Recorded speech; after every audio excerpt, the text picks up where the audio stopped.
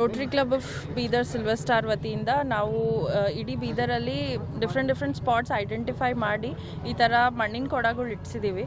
ಈಗ ಬ್ಯಾಸ್ಗಿ ಸೀಸನ್ ಅದ, ಸಮ್ಮರ್ ಸೀಸನ್ ಅದ, ಸೊ ಭಾಳಷ್ಟು ನೀರು ಬೇಕಾಗ್ತಿರ್ತದ.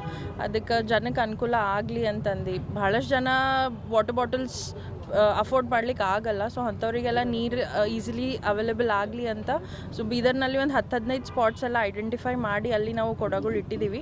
ಇವಾಗ ಈ ಪ್ರಾಜೆಕ್ಟ್ ಇನಾಗ್ರೇಷನ್ ನಾವು ಬ್ರಿಮ್ಸಿಂದ ಮಾಡ್ತಾ ಇದ್ದೀವಿ. ಇಲ್ಲಿ ಸದ್ಯಕ್ಕೆ 2 ಕೊಡ ಇಟ್ಟಿವಿ, ಬಟ್ ಇನ್ನೂ ಜಾಸ್ತಿ ಬೇಕಾಗ್ತದೆ ಅಂತ ಹೇಳ್ತಿದ್ದಾರೆ. ಸೊ ಇನ್ನೂ ನಾವು 3-4 ಕೊಡಗಳೆಲ್ಲ ಇಟ್ಟು ನಮ್ಮ ಕ್ಲಬ್ ವತಿಯಿಂದನೇ ನಾವೆಲ್ಲರೂ ಅದಕ್ಕೆ ವಾಟರ್ ರೀಫಿಲ್ಲಿಂಗು, ಕ್ಲೀನಿಂಗ್ ಎಲ್ಲ ನಾವೇ ಮಾಡೋರಿದ್ದೀವಿ. ಸೊ ಬೀದರ್ನಲ್ಲಿ ಇನ್ನೂ ಸುಮಾರು ಒಂದು 8-10 ಸ್ಪಾಟ್ಸ್ ಐಡೆಂಟಿಫೈ ಮಾಡಿ ಅಲ್ಲೆಲ್ಲ ಕೊಡಗಳು ಇಟ್ಟಿವಿ. This will be very helpful. Summer season ಅದ, ಪೀಕ್ ಸಮ್ಮರ್ಸ್ ಅದ, ಎಸ್ಪೆಷಲಿ ಏಪ್ರಿಲ್ ಮೇ ಅರ ಭಾಳ ಕಷ್ಟ ಆಗ್ತದೆ.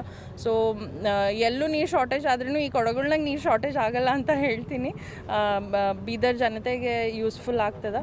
ಸೊ ನಾನು Rotarian Pooja George Samuel, secretary Rotary Club of Bidar Silver Star. ದಯವಿಟ್ಟು ಇದು ನಾವೇನು ಫೆಸಿಲಿಟಿ ಕೊಡ್ತಾ ಇದ್ದೀವಿ ಅದನ್ನು ನೀವು ಯೂಸ್ ಮಾಡಿ ಅಂತ ಹೇಳ್ತೀನಿ. Thank you.